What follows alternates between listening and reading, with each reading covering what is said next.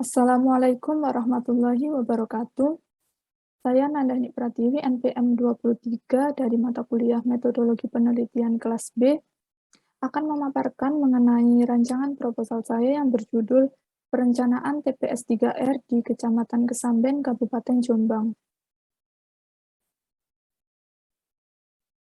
Untuk pembahasan kali ini, yang akan dibahas yang pertama yaitu pendahuluan, lalu yang kedua adalah tinjauan pustaka, dan yang ketiga adalah metodologi penelitian.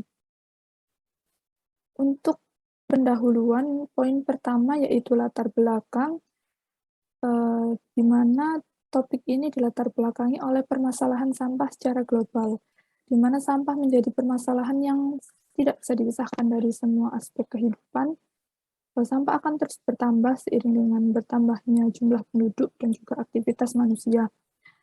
Namun jumlah sampah yang terus bertambah ini tidak seimbang dengan adanya sampah, sehingga dapat menyebabkan pencemaran lingkungan.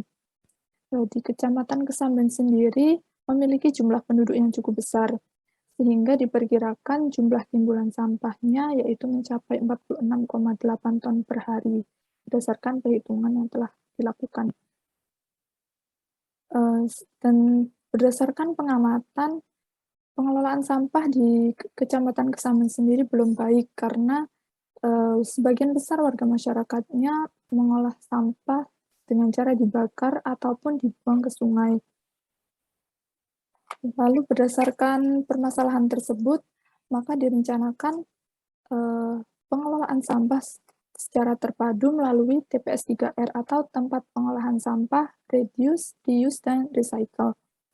Penanganan sampah dengan sistem TPS 3R ini menekankan pada cara pengurangan pemanfaatan pengolahan sejak dari sumbernya secara komunal. Dan proses pengolahan TPS 3R ini adalah dengan memilah sampah organik dan anorganik.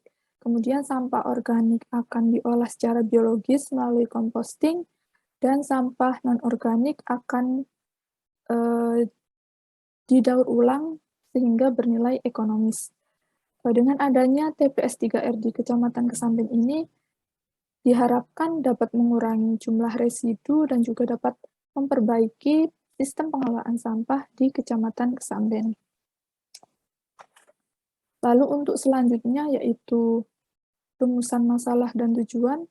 Rumusan masalah yang pertama adalah bagaimana kondisi existing pengelolaan sampah di Kecamatan Kesamben. Rumusan masalah ini bertujuan untuk mengetahui kondisi existing pengelolaan sampah di Kecamatan Kesamben sebelum nantinya akan direncanakan TPS 3R di Kecamatan Kesamben. Lalu yang kedua adalah berapa jumlah timbulan sampah dan komposisi di Kecamatan Kesamben hingga 10 tahun ke depan. Dan untuk mengetahui jumlah timbulan sampah di Kecamatan Kesamben hingga 10 tahun ke depan. Ini timbulan sampah ini digunakan untuk merencanakan dimensi atau ukuran bangunan dari TPS 3R yang nantinya akan didesain seperti itu. Lalu yang ketiga yaitu bagaimana perencanaan TPS 3R di Kecamatan Kesamben, Kabupaten Jombang, dengan tujuan untuk menentukan perencanaan TPS 3R di Kecamatan Kesamben, Kabupaten Jombang, yang nantinya outputnya akan berupa desain gambar hingga rancangan anggaran belanja. Lalu selanjutnya untuk manfaat, di mana manfaat dari perencanaan ini adalah sebagai perbaikan sistem pengelolaan sampah di masyarakat Kecamatan Kesamben. Lalu yang kedua sebagai informasi tentang pengelolaan sampah sehingga dapat memperbaiki kualitas lingkungan. Dan yang ketiga sebagai bahan rekomendasi kepada pemerintah dalam pembangunan TPS 3R di Kecamatan Kesamben, Kabupaten Jombang. Yang kedua adalah tinjauan pustaka. Tinjauan pustaka berisi teori-teori yang mendukung perencanaan TPS 3R ini. Untuk teori yang pertama yaitu mengenai sampah. Untuk definisi sampah yaitu sisa-sisa kegiatan sehari-hari manusia dan atau proses alam yang berbentuk padat. Kemudian yang kedua ada sumber timbulan sampah, di mana sampah berasal dari pemukiman, daerah komersil maupun fasilitas umum. Lalu yang ketiga adalah komposisi sampah, yaitu komponen fisik sampah yang terdiri dari kertas, daun, kaca, logam, plastik, maupun benda-benda lainnya. Lalu yang keempat ada karakteristik sampah, yaitu terdiri dari karakteristik fisika, karakteristik kimia, dan karakteristik biologi. Dan yang kelima ada pengelolaan sampah, di mana menurut Undang-Undang Nomor 18 Tahun 2008, untuk kegiatan pengelolaan sampah terdiri dari pengurangan sampah dan juga penanganan sampah. Untuk yang kedua yaitu TPS 3R, untuk kriteria TPS 3R yaitu yang pertama, memiliki kapasitas minimal 200 kk dengan luas minimal 200 meter kubik yang terdiri dari unit pengolahan ataupun pengumpulan dan prasarana pendukung lainnya. Kemudian yang kedua adalah bangunan TPS 3R.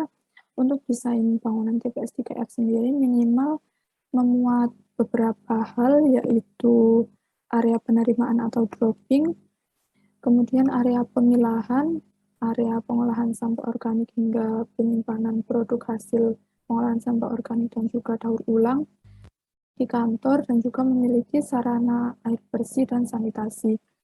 Lalu yang ketiga adalah proyeksi penduduk. Proyeksi penduduk di sini ada 3 metode. Yang pertama untuk metode aritmatika yang digunakan jika pertumbuhan penduduk meningkat signifikan setiap tahunnya. Kemudian untuk metode geometrik, jika pertumbuhan penduduk ekivalen di tahun sebelumnya, dan untuk metode least square, jika pertumbuhan penduduk mendekati garis linear. Lalu yang ketiga adalah metodologi penelitian. Untuk metodologi penelitian, untuk pengumpulan datanya yaitu berupa data primer dan data sekunder. Data primer yang berasal dari survei lapangan dan kuesioner, data sampling timbulan sampah, perhitungan proyeksi penduduk, dan juga perhitungan proyeksi timbulan sampah. Sedangkan untuk data sekundernya berupa luas dan peta wilayah, dan juga data untuk jumlah penduduk dan fasilitas umum. Lalu untuk pengambilan datanya saya menggunakan simple random sampling atau pengambilan sampel secara acak sederhana dengan penentuan jumlah sampel menggunakan perhitungan Slovin. Sedangkan untuk perhitungan sampel untuk timbulan sampahnya menggunakan SNI 193964 tahun 1994. Berikut untuk perhitungan jumlah sampelnya. Untuk analisis kondisi existing awal menggunakan rumus perhitungan Slovin, dengan jumlah total 14 desa diperoleh jumlah sampel sebanyak 13 desa. Dan untuk penentuan jumlahnya, dari total 22.120 kk diperoleh sampel sebanyak 100 kk, sehingga sampel untuk analisis kondisi existing awal yaitu sebanyak 100 kk dari 13 desa. Lalu yang kedua untuk sampel timbulan sampahnya berdasarkan SNI 193964 tahun 1994 dengan jumlah penduduk 66.861 diperoleh jumlah sampelnya yaitu 26 sampel rumah atau 26 kk. Selanjutnya untuk langkah-langkah sampling timbulan sampah, ini berdasarkan SNI. Yang pertama menentukan lokasi, jadi lokasi terbagi menjadi 2, ada perumahan dan non-perumahan. Lalu yang kedua menghitung jumlah sampel. Yang ketiga menentukan jumlah tenaga pelaksana. Lalu yang keempat menyiapkan peralatan. Dan yang kelima melakukan pengambilan sampel sampah di rumah-rumah warga. Sekian presentasi dari saya. Terima kasih. Wassalamualaikum warahmatullahi wabarakatuh.